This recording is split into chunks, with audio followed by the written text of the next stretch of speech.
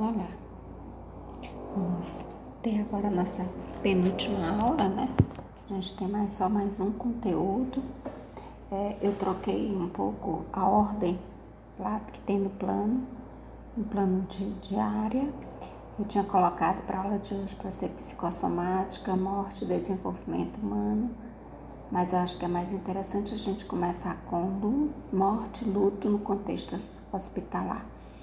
Passar isso aqui que seria o último, passar para agora e depois a gente falar um pouco sobre psicossomática, né, dentro do desenvolvimento humano.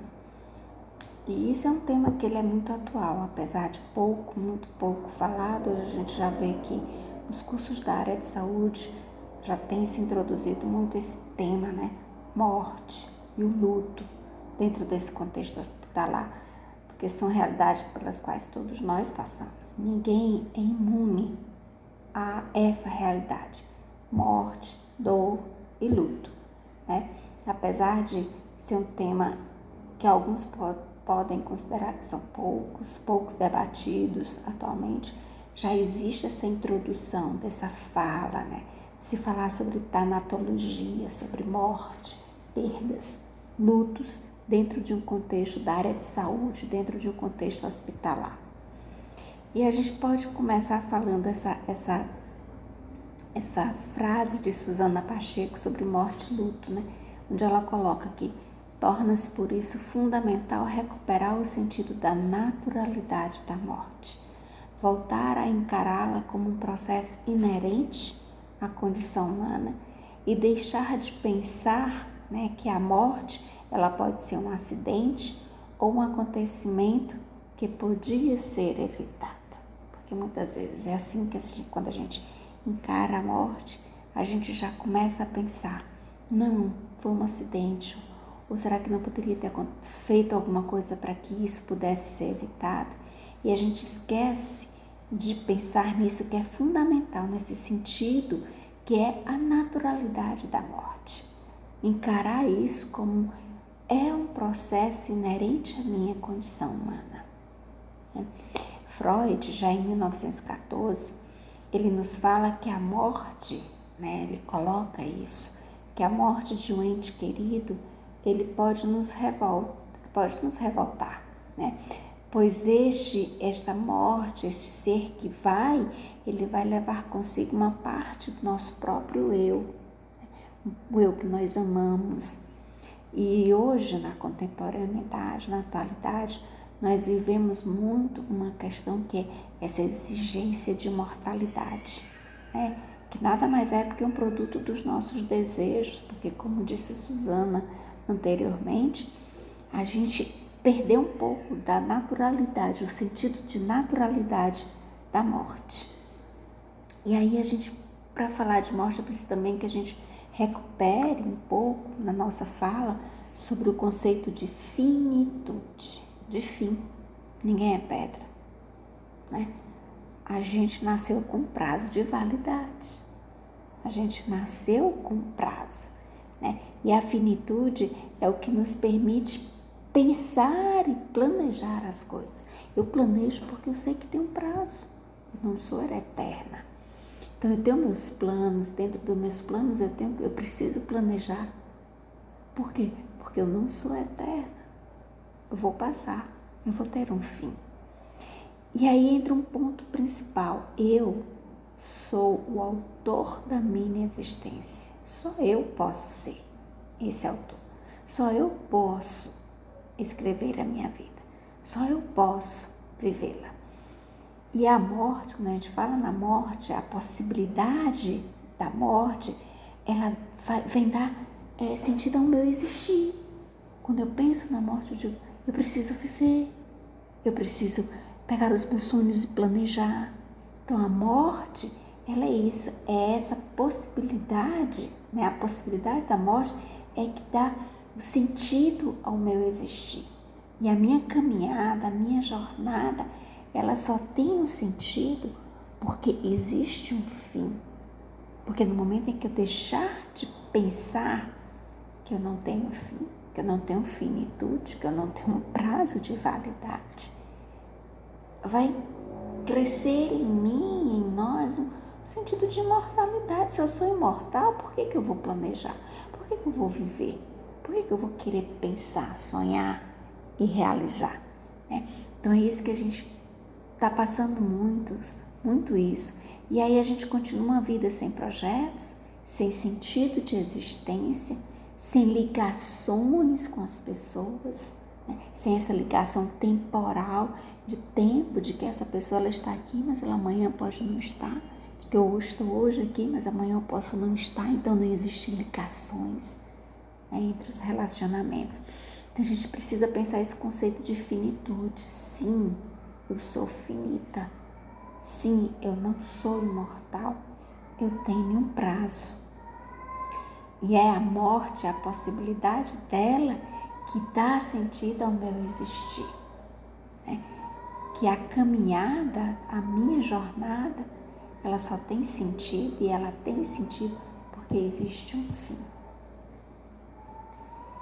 E aí, quando a gente começa a trabalhar a morte no contexto hospitalar, a gente vê que quanto dentro de uma equipe médica, e aí não só médicos, mas todos os profissionais da saúde, eu não estou dizendo todos, mas dentro de uma equipe, né, quando vivencia a morte de um paciente, muitas vezes ela vivencia como um fracasso, né, que vem colocar à prova a onipotência da medicina, e a gente esquece, né, daquilo que a gente disse atrás. É natural morrer, né?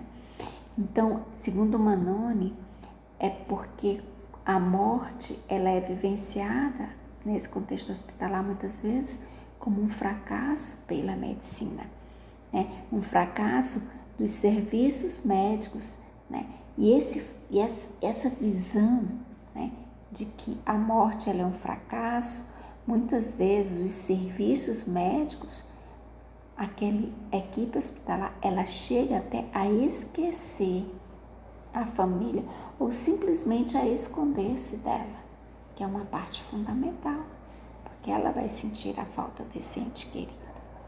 Ainda segundo Elizabeth, né, quando um paciente ele está gravemente enfermo, geralmente ele é tratado como alguém sem direito a opinar. E isso já está mudando um pouco, a gente já percebe essa humanização dentro da medicina, essa humanização dentro dos hospitais, de perceber que ali é um ser humano, de que ele tem direito a opinar, se ele quer um tratamento ou não, se ele quer ser entubado ou não. A família hoje já pode sim ser questionada, ser perguntada e se posicionar e dizer, não, eu não quero.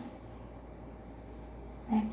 Então, isso também já está sendo revisado, já está sendo visto.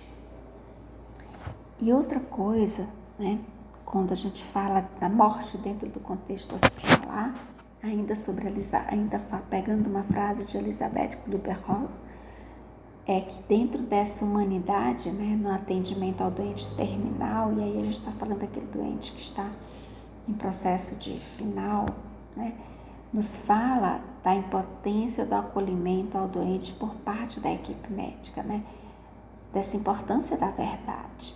O que se questiona e que ela coloca não é dizer ou não a verdade, mas sim como contar essa verdade, né?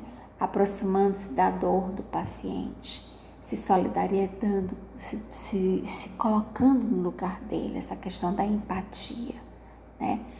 Para que eu possa entender esse sofrimento, essa dor, essa angústia, né? Então essa seria a verdadeira disponibilidade humana para ajudar o outro em seu caminho em direção à morte. E o profissional de saúde, ele precisa revisar isso, né? Essa empatia, esse saber colocar-se no lugar do outro para poder entender esse sofrimento. O luto ainda, né? Falando aí de uma forma geral, o luto, Freud, ele coloca o luto, pegando já uma frase dele, o luto de modo geral é uma reação perante a perda de um ente querido ou perante a perda de alguma abstração, né, que ocupou o lugar de um ente querido, como o país, você que foi expulso do seu país, você que é exilado, né? A liberdade ou o ideal de alguém e assim por diante. Então, tudo isso, ele nos leva a um luto, né? E Freud ainda segue dizendo que o luto, ele é normal e a gente passa por isso. E quando ele é normal, esse processo é longo e doloroso.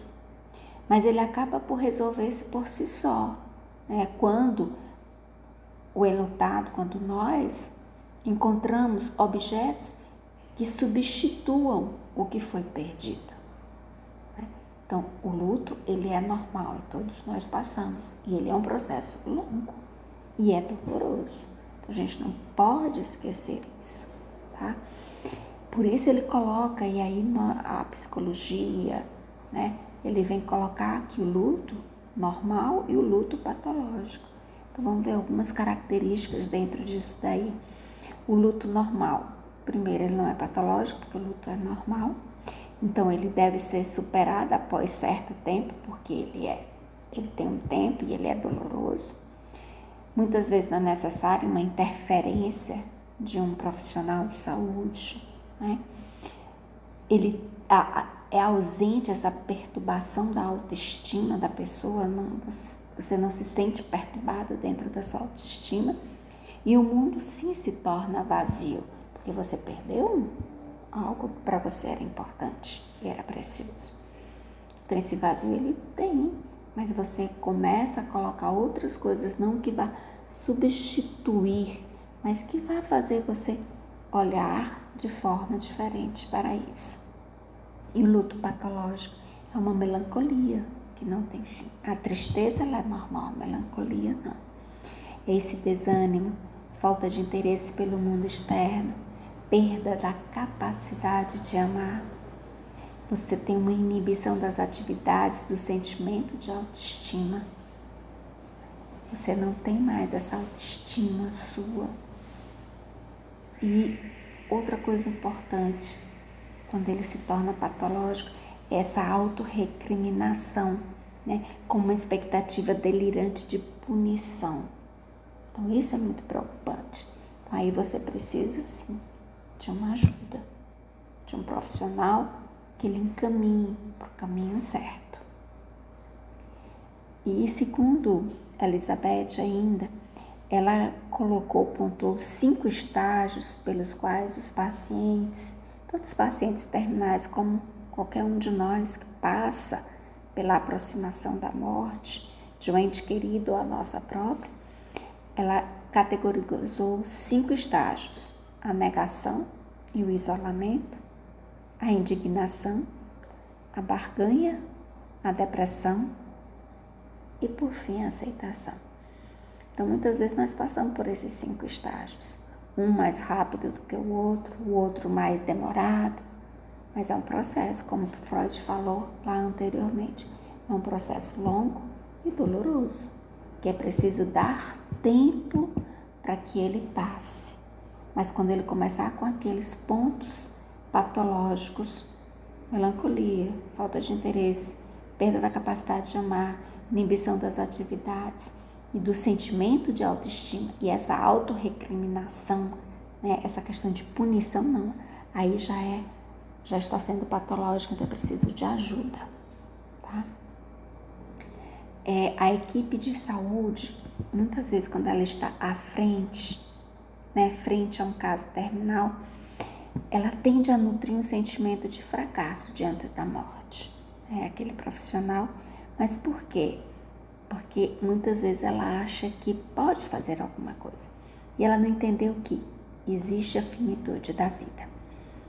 E quando é que a gente vê esse paciente terminal, né? Vamos só definir.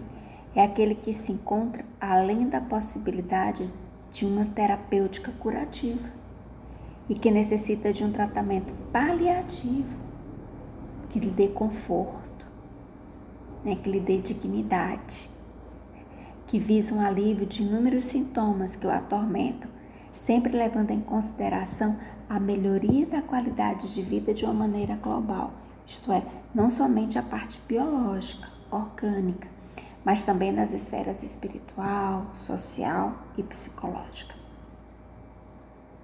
E a equipe médica, quando ela vivencia a morte de um paciente, quando ela vê esse paciente, muitas vezes ela vivencia como um fracasso. Por quê? Porque ela acredita, não digo todos, mas uma grande parte, que a medicina ela é onipotente, ela pode tudo, mas ela não pode tudo. Por quê? Porque nós somos finitos, né? E Manoni ele vem dizer que a morte, muitas vezes, pela uma equipe médica, né, por aquele contexto hospitalar ali, a morte ela é vivenciada como o fracasso da medicina, porque os serviços médicos não chegam nem a ver a família, eles se esquecem da família, ou simplesmente eles a ignoram, né? E Elizabeth ainda fala que quando um paciente está gravemente enfermo, em geral, ele é tratado como alguém sem opinião. E isso é muito preocupante também. Que dentro dessa humanidade, no atendimento ao paciente terminal, é importante o acolhimento do doente pela parte da equipe médica, né? Da importância da verdade, né? Isso eu já disse até para vocês, eu estou repetindo um pouco mais, porque o quanto que é importante, né? Não é dizer ou não a verdade, mas é sim como contar essa verdade. Eu posso dizer para você, olha, você é feia, mas eu posso dizer para você, hoje você não está muito bela. Será que não é melhor ajeitar o cabelo aqui, vestir uma roupa assim? Porque a verdade eu posso dizê-la de várias formas. Então o que vai doer não é a verdade, o que vai doer é como essa verdade ela é dita, né? Então eu preciso perceber isso, ser mais humana, me colocar mais no lugar desse outro. E na área da saúde, a prioridade sempre deve ser zelar pelo bem da vida e não lutar contra a morte, porque a morte é natural da humanidade, né? Porque essa é uma batalha que a gente não pode ganhar, porque morrer faz parte da natureza humana. E a gente fica por aqui. Até a nossa próxima aula.